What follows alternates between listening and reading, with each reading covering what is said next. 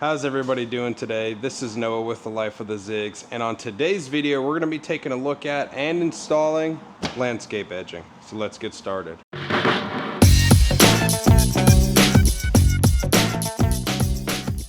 So when it comes to landscape edging, you have a couple different options. The first option is a live edge. Well, I don't want to go with a live edge because most of my property is on an incline, which causes a lot of wash away and runoff. So I actually need a physical barrier there to help keep the mulch in the bed. The second option is a stone or brick or something along that sorts. That was just too expensive for me, and I didn't think it really went with any of the styling that we were doing to our house. The third option is a metal edging, which when I priced that out, and personally it was one of my favorite options, it was really expensive. Roughly for the whole house, it would have been about $1,300 just for the edging alone. Now, the last option, at least the last option that I thought of, is plastic edging. Now, when you hear about plastic edging, it's a little sketchy because, well, you know, it could warp or crack and it just doesn't look good. But in my opinion, this stuff right here is some of the best stuff on the market. When you take a look at this whole roll here, as you can see, it has holes about every 4 inches roughly, and you need to put a stake in every single hole. Now, I know according to the most manufacturers with this kind of stuff, you don't need to put it in every hole. However, I've installed it before and not put it in every hole, and it ended up warping and not looking good. But when I did put it in every hole, it stayed nice and straight and held the form that I wanted it to hold. Now, in a typical kit you get with this stuff, it'll come with a roll and it'll come with stakes, but nearly not enough stakes. That's why you need to go on Amazon and purchase 50 packs of stakes, which I have a ton here, and hopefully I don't need to use all these. However, you want to be prepared and have more than not enough so that you can get the project done and then just return whatever extra you have. Now, this roll right here is just left over from a project I had before. I actually got 400 feet of it in 100-foot sections right behind us, and that's what I'm going to be using to install around my landscape beds. I'll make sure to link this down in the description below. This stuff is a lot thicker than the stuff you can get at Lowe's and a lot more robust and sturdy. It's kind of hard to bend. It's definitely flexible, but it's very stiff and does hold its form pretty well. Over here, I got the 4 boxes of edging. Like I said, they come in 100-foot sections and nearly not enough stakes. There's, I think, 2 packs of that for this whole 100-foot section. When it comes to installing this project, there's not many tools you need. The first tool is a rubber mallet, which is to drive the stakes in the ground. The second tool is a knife or scissors to cut the plastic wherever you want to end it, which usually only need to do 1 cut, because most of the time you just continue all the way around making your bends and curves until you get to the end where you need to stop. Second thing you need is stakes, and the reason why you need stakes is because you should have some sort of string so you get a nice straight line. I've tried to install this stuff before without string, and sometimes you get some small bends in it and it just doesn't look good. The string helps guide you on really straight and long sections to have a nice, pretty straight line. With that being said, let's get outside and let's install it. I don't know if you guys can see me right now, but hopefully you can hear me. I'm all the way down here, rolling out my first section. And what I'm gonna do is I'm gonna set it out and allow for that thermal expansion to happen, which is what the instructions recommend. What they mean by thermal expansion is the sun to hit it and the plastic to expand.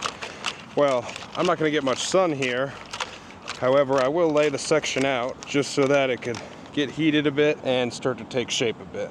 And this straight line right here is where I'm talking about why it's really important to have that string so you get a nice straight perfect edge. All right, so I got 1 section laid out. I'm gonna lay out all the other sections now.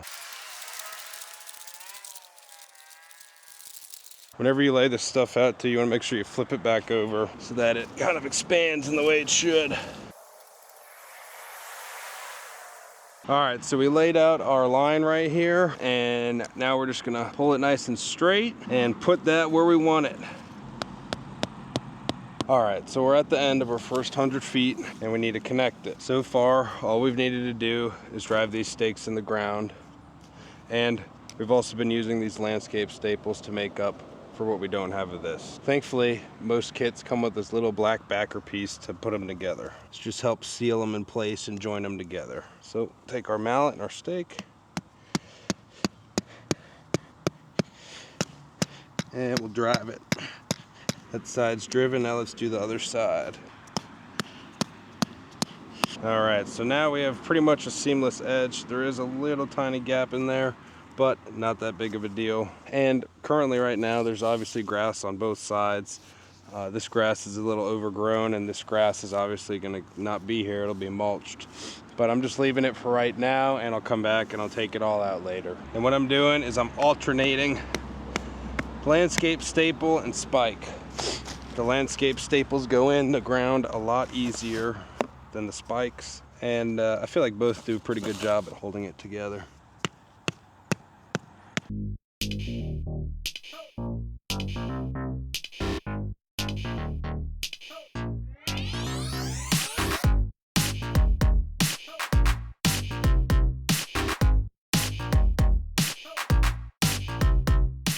So we're about to make an edge here. Currently right now I'm going every other because I ran out of landscape staples, so I'm getting those in the mail and I'll put those in later. But this will work just to hold it in for right now, and the staples are just an extra measure I like to put in to really secure it down so that it can't warp or anything like that. So now we're almost right where we need to make the turn, so I'm gonna take this straight string up and I'm gonna put it on this side.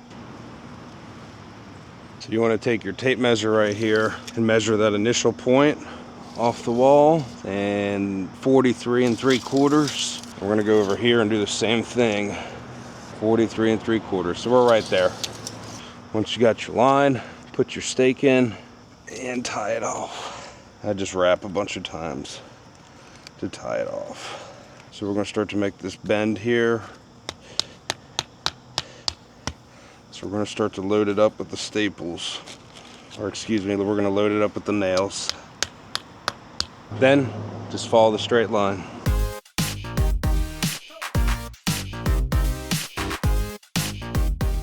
All right guys, so as you can see, the edging's down, looking pretty good. The sun's beating on it, not really getting any warping. Obviously it is plastic, so there's gonna be small deformities in the edging.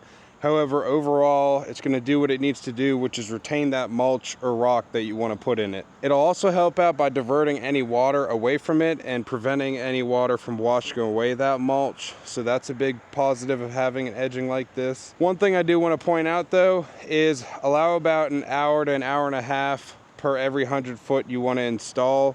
That's how long it took me roughly to get a good groove. So I'd say just leave yourself a good solid day if you need to install a lot of it. I installed roughly 450 feet of it, so it took me 2 days, but it was about 2 half days, so 1 day total. So if you got a lot like me, leave yourself a whole day to install it. So now that the edging's done, I need to install all these plants right here, and I'm gonna get to doing that right now.